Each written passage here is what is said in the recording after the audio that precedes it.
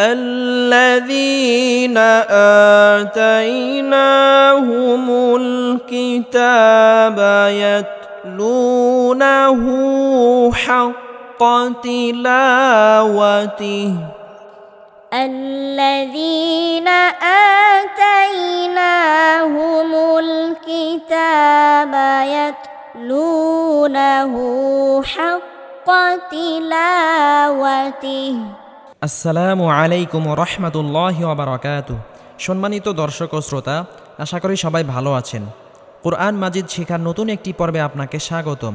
গত পর্বে আমরা সূরা বাকারার 116 নং আয়াত থেকে 120 নং আয়াত পর্যন্ত শিখেছিলাম। আজকে আমরা এই ভিডিওতে সূরা বাকারার 121 নং আয়াত থেকে 125 নং আয়াত পর্যন্ত শিখব ইনশাআল্লাহ।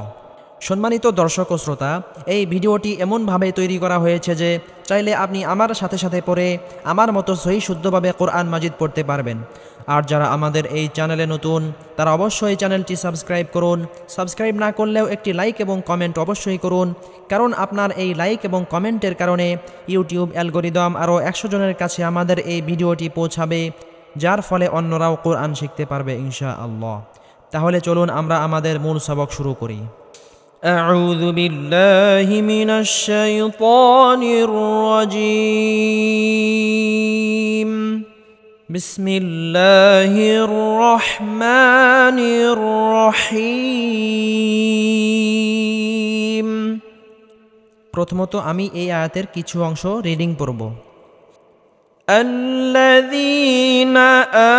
آتيناهم الكتاب يتلونه حق تلاوته হামজা লাম জবর আল্লাহ জবরল্লাহ আল্লাহ দাল ইয়া জের দি আল্লাযী জেরের বাম পাশে জজমালা ইয়া মাদের হরফ একালি পরিমাণ লম্বা করে টেনে পড়তে হবে। নুন জবর না, আল্লাযীনা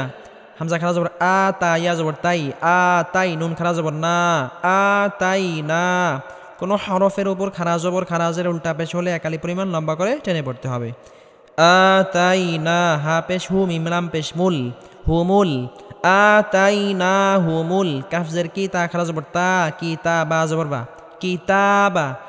আ তাই না হুমুল কিতাবা ইয়া তা জবর ইয়াত লাম ওয়াও পেশ লু ইয়াত লু পেশের বাম পাশে জজমালা ওয়াও মাদের হরফ একালি পরিমাণ লম্বা করে টেনে পড়তে হবে। নুন জবর না হা উল্টা পেশ হু ইয়াত লু না হু হা কফ জবর হক কফ জবর ক হক ক তাজের তিলাম আলিফ জবর লা তিলা জবরের বাম পাশে খালি আলিফ মাদের হরফ একালি পরিমাণ লম্বা করে টেনে পড়তে হবে। ওয়াও জবর ওয়া তিলা ওয়া তাজের তি হা খারাজের হি তিহি তিলাওয়াতিহি তিলাওয়াতিহি এখানে ওয়াকফ করলে হায়ের উপর জজম হবে তিলাওয়াতি। সম্মানিত দর্শক ও শ্রোতা, আমি এখন এখান থেকে এখান পর্যন্ত পড়ব। আমার সাথে সাথে আপনারাও পড়ার জন্য চেষ্টা করবেন, তাহলে আপনাদের পড়াও সহি হবে ইনশাআল্লাহ। الذين آتيناهم الكتاب يتلونه حق تلاوته الذين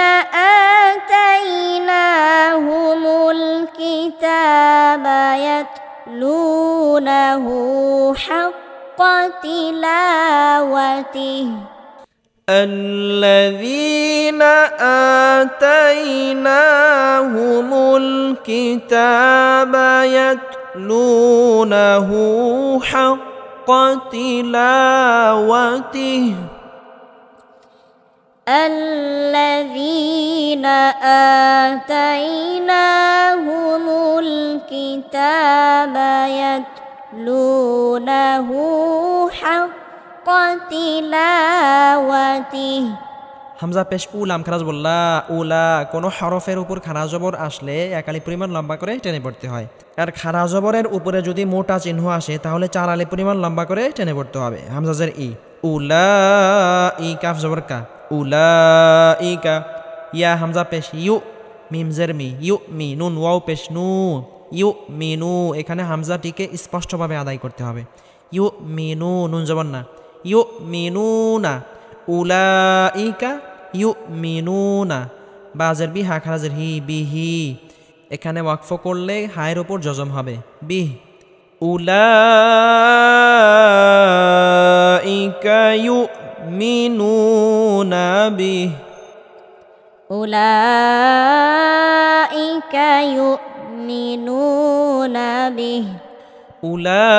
উলাইকা ইউমিনুনা বিহি أولئك يؤمنون به ওয়াও জবর ওয়া মিম নুন ইয়া জবর মাই ওয়া মাই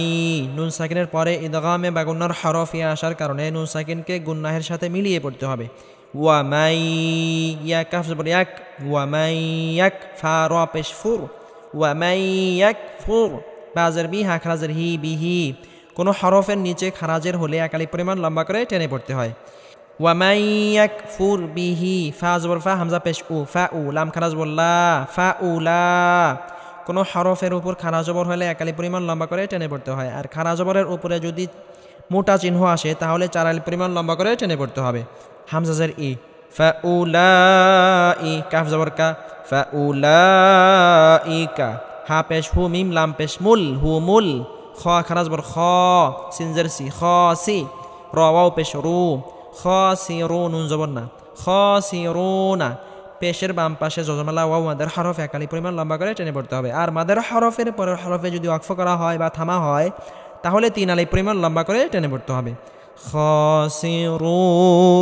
খাসিরুন ওয়া মান ইয়াকফুর বিহি ফাউলাইকা হুমুল খাসিরুন ومن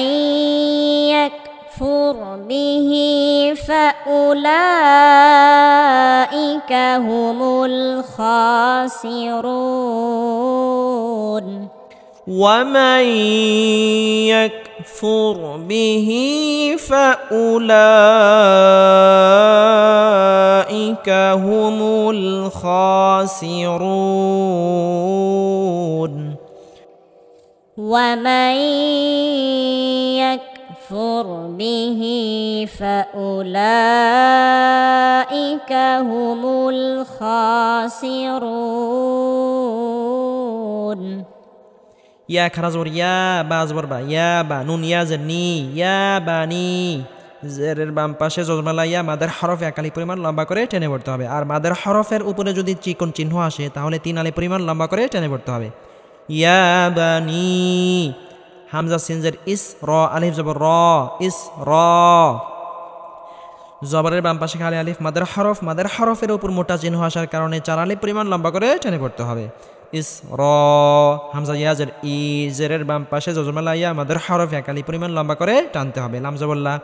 ইস র ইলা এই লাম আবার দালের সাথে গিয়ে লাগবে ইস র ইলাল কাফ পেশ কু র ওয়াও পেশ রু কুরু পেশের বাম পাশে জজমালা ওয়াও মাদের হরফ একালি পরিমাণ লম্বা করে টেনে পড়তে হবে নুন আইন জের নিয়া মিম জবর মা নিয়ামা তা জের তি ইয়া লাম জবর ইয়াল নিয়ামাতি ইয়াল লাম জবর লা তা ইয়া জের তি নিয়ামাতি ইয়াল্লাতি জেরের বাম পাশে জজমালা ইয়া মাদের হরফ একালি পরিমাণ লম্বা করে টেনে পড়তে হবে আর মাদের হরফের উপর চিকন চিহ্ন আসার কারণে 3 আলি পরিমাণ লম্বা করে টানতে হবে নিয়ামাতি ইয়াল্লাতি হামজা নুন জবর আন আইন মিম জবর আম তা পেশ তু আনআমতু আইন জবর আলাম ইয়া জবর লাই আলাই কাফ মিম পেশ কুম আলাইকুম আনআমতু আলাইকুম আইন গলার মধ্যে হালকা চাপ দিয়ে উচ্চারণ করতে হবে আনআমতু আলাইকুম ওয়াও জবর ওয়া হামজা নুন জবর আন ওয়া আন নুন ইয়া জানি ওয়া আন্নি নুনে বা মিমে তাজ দিতে হলে সর্বাবস্থায় গুন্নাহ করে পড়তে হবে ওয়া আন্নি ফা দাল জবর ফাদ লাম জবর দাল ফাদাল তা পেশ তু ফাদালতু কাফ মিম পেশ কুম ফাদালতুকুম আইন জবর আলাম লাম জবর লাল আলাল আইন খালা জবর আলাল আলাম জবর লা আলাল আলা মিম ইয়া জের মি জেরের বাম পাশে জজমালা ইয়া মাদের হরফ একালি পরিমাণ লম্বা করে টানতে হবে আর মাদের হরফের পরের হরফে ওয়াকফ করলে 3 আলি পরিমাণ লম্বা করে টানতে হবে আলাল আলামিন ইয়া বানি إسرائيل اذكروا نعمتي التي أنعمت عليكم وأني يا بني إسرائيل إسرائيل اذكروا نعمتي التي أنعمت عليكم وأني يا بني إسرائيل اذكروا نعمتي التي أنعمت عليكم وأني يا بني إسرائيل اذكروا نعمتي التي أنعمت عليكم وأني فضلتكم على العالمين وأني فضلتكم على العالمين وأني فضلتكم على العالمين وأني فضلتكم على العالمين ওয়াও তাজবর ওয়াত্তা জবর তা ওয়াত্তা কফ ওয়াও পেশ কু ওয়াত্তাকু পেশের বাম পাশে জজমাল্লা ওয়াও মাদের হরফ একালি পরিমাণ লম্বা করে টানতে হবে ইয়া ওয়াও জবর ইয়াও মিম লাম দুই জবর মাল ইয়াউ মাল লাম আলিফ জবর লা জবরের বাম পাশে খালি আলিফ মাদের হরফ একালি পরিমাণ লম্বা করে টানতে হবে তা জিম জবর তাজ কফ তা বা জিম দাল এই পাঁচ হরফে জজম হলে কলকলা বা ধাক্কা দিয়ে পড়তে হবে লা তাজ জায়া জের জি লা তাজ জি জেরের বাম পাশে জজমালা ইয়া আমাদের হরফ একালি পরিমাণ লম্বা করে টানতে হবে নুন ফা জবর নাফ সিন দুই পেশ সুন নাফ সুন আইন নুন জবর আইন নুনে বা মিমে তাজদিদ হলে সর্বাবস্থায় গুন্নাহ করে পড়তে হবে আন নুন ফা জবর নাফ সিন দুই জের সি আন নাফ সি তানবিনের পরে ইকফার হরফ শিন আসার কারণে এখানে ইকফা গুন্না অর্থাৎ তানবিনকে গুন্নাহের সাথে গোপন করে পড়তে হবে আন নাফসি শিন ইয়া জবর শাই হামজা ওয়াও দুই জবর আউ শাই আউ তানবিনের পরে ইদগামে বা গুন্নার হরফ আসার কারণে এখানে তানবিনকে মিলিয়ে পড়তে হবে গুন্নাহের সাথে শাই আউ ওয়াও জবর ওয়া লাম শাই আউ ওয়াও জবর ওয়া লাম আলিফ জবর লা ওয়ালা জবরের বাম পাশে খালি আলিফ মাদের হরফ একালি পরিমাণ লম্বা করে টানতে হবে শাই আউ ওয়ালা ইয়া কফ পেশ ইউ কফ তাবা জিম দাল এই পাঁচ হরফে জজম হলে কলকলা বা ধাক্কা দিয়ে পড়তে হবে বা জবর বা লাম পেশ লু ইউ কবালু ওয়ালা ইউ কবালু মিম নুন জের মিনহা আলিফ জবর হা মিনহা জবরের বাম পাশে খালি আলিফ মাদের হরফ একালি পরিমাণ লম্বা করে টানতে হবে মিনহা ওয়ালা ইউকবালু মিনহা আইন দাল জবর আয়াদ লাম ওয়াও দুই পেশ লু আয়াদলু তানবিনের পরে ইদগামে বা গুন্নার হরফ আসার কারণে তানবিনকে ওয়াওয়ের সাথে গুন্নাহের সহিত মিলিয়ে পড়তে হবে আয়াদলু ওয়াও জবর ওয়া লাম আলিফ জবর লা ওয়ালা তানুন জবর তান নুন সাকিনের পরে ইকফার হরফ আসার কারণে এখানে ইকফা গুন্নাহ করে পড়তে হবে ওয়ালা তান ফা জবর ফা আইন পেশ উ তান ফাউহা আলিফ জবর হা ওয়ালা তানফাউহা শিন জবর শাফা আলিফ জবর ফা শাফা আইন জবর আ শাফা তা ওয়াও দুই পেশ তু শাফাআতু এখানে ইদগামে বা গুন্না অর্থাৎ গুন্নাহের সাথে মিলিয়ে পড়তে হবে ওয়াও জবর ওয়া লাম আলিফ জবর লা ওয়ালা হা মিম পেশ হুম ওয়ালা হুম ইয়া নুন পেশ ইউ সাদ জবর সা ইউ সারা ওয়াও পেশ রু ইউ সারু নুন সাকিনের পরে ইকফার হরফ সাদ আসার কারণে এখানে ইকফা গুন্না অর্থাৎ নুন সাকিনকে গুন্নাহের সাথে গোপন করে পড়তে হবে ইউসারু নুন জবর না ইউসারুনা এখানে ওয়াকফ করলে তিন আলিফ পরিমাণ লম্বা করে টানতে হবে কারণ মাদের হরফের পরের হরফে ওয়াকফ করলে তিন আলিফ পরিমাণ লম্বা করে টেনে পড়তে হয় ওয়ালাহুম ইউসারুন واتقوا يوما لا تجزي نفس عن نفس شيئا ولا يقبل منها واتقوا يوما لا تجزي نفس عن نفس شيئا ولا يقبل منها واتقوا يوما لا تجزي نفس عن نفس شيئا ولا يقبل منها واتقوا يوما لا تجزي نفس عن نفس شيئا ولا يقبل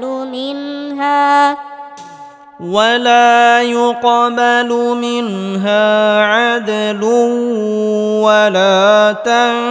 تنفعها شفاعة ولا هم ينصرون ولا يقبل منها عدل ولا تنفعها شفاعة ولا هم ينصرون ولا يقبل منها عدل ولا تنفعها شفاعة ولا هم ينصرون ولا يقبل منها عدل ولا تنفعها شفاعة ولا هم ينصرون وإذ ابتلى إبراهيم ربه بكلمات فأتمهن وإذ ابتلى إبراهيم ربه بكلمات فأتمهن وإذ ابتلى إبراهيم ربه بكلمات فأتمهن وإذ ابتلى إبراهيم ربه بكلمات فأتمهن قال إني جاعلك للناس إماما قال إني جاعلك للناس إماما قال إني جاعلك للناس إماما قال إني جاعلك للناس إماما قال ومن ذريتي قال لا ينال عهد الظالمين قال ومن ذريتي قال لا ينال عهد الظالمين قال ومن ذريتي قال لا ينال عهد الظالمين قال ومن ذريتي قال لا ينال عهد الظالمين وإذ جعلنا البيت مثابة للناس وأمنا وإذ جعلنا البيت مثابة للناس وأمنا وإذ جعلنا البيت مثابة للناس وأمنا وإذ جعلنا البيت مثابة للناس وأمنا واتخذوا من مقام إبراهيم مصلى واتخذوا من مقام إبراهيم مصلى দুই জবরের উপর ওয়াকফ করলে এক আলিফ টেনে পড়তে হবে মুসাল্লা واتخذوا من مقام إبراهيم مصلى واتخذوا من مقام إبراهيم مصلى وعهدنا إلى إبراهيم وإسماعيل أن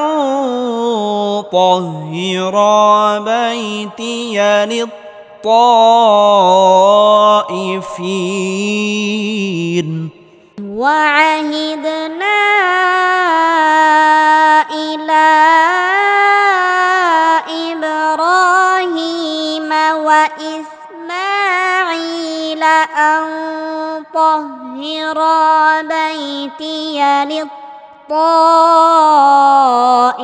للطائفين وعهدنا إلى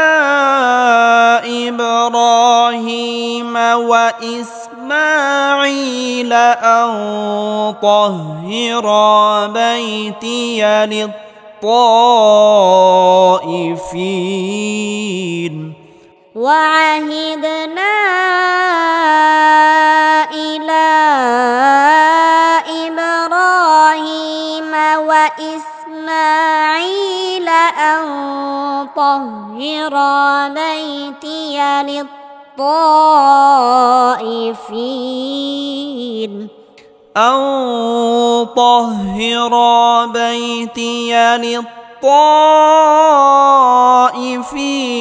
والعاكفين والركع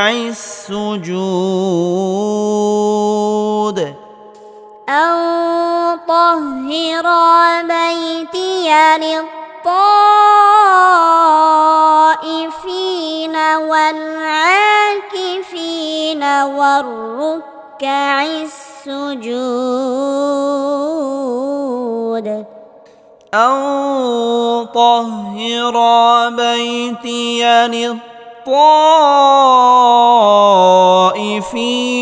والعاكفين والركع السجود أن طهر بيتي للطائفين والعاكفين والركع السجود সম্মানিত দর্শক ও শ্রোতা, আজকে আমরা সূরা বাকারার 121 নং আয়াত থেকে 125 নং আয়াত পর্যন্ত শিখলাম। পরবর্তী পর্বে আমরা সূরা বাকারার 126 নং আয়াত থেকে শিখব ইনশাআল্লাহ। যারা আমাদের এই চ্যানেলে নতুন তারা অবশ্যই চ্যানেলটি সাবস্ক্রাইব করুন এবং এই ভিডিওতে একটি লাইক এবং একটি কমেন্ট করুন।